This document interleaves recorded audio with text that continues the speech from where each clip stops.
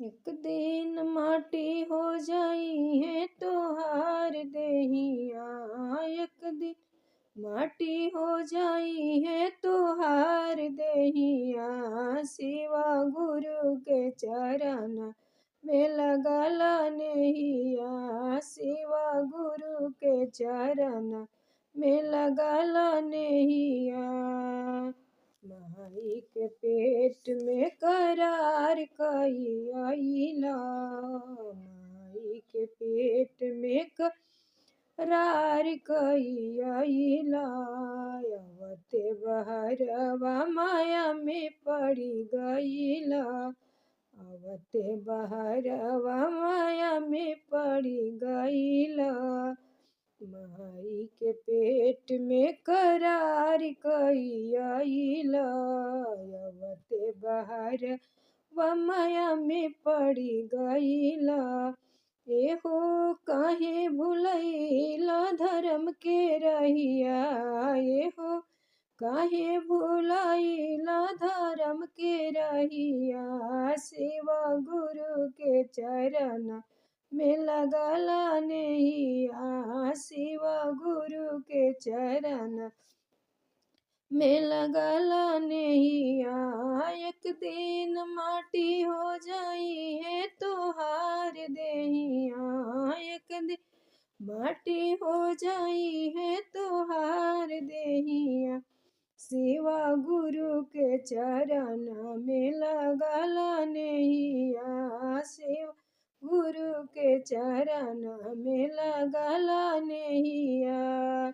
माटी के देहिया पर कतन गुमान बा, माटी के देहिया पर कतन गुमान बा।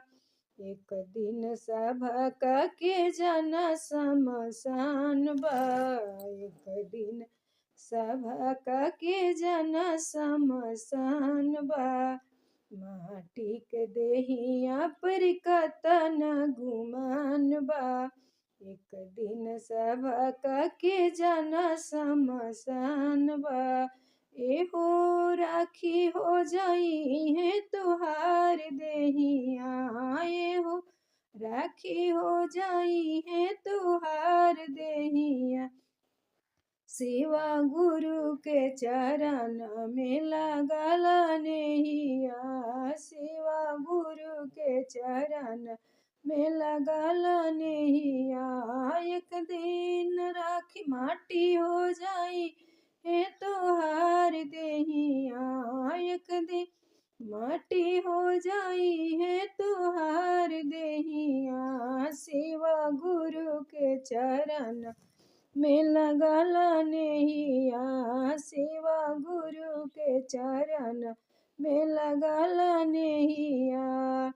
शिव के चरनिया से जोड़िला तू नाता, शिव के चरनिया से जोड़िला तू नाता। शिव गुरु हमें सबके भाग्य विधाता, शिव गुरु हमें सबके भाग्य विधाता।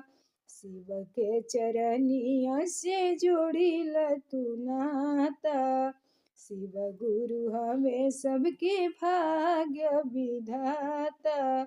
नैया अब न लगैब त लगैब कहिया, नैया अब न लगैब त लगैब कहिया। शिवा गुरु के चरण में लगला नेहिया, शिव गुरु के चरण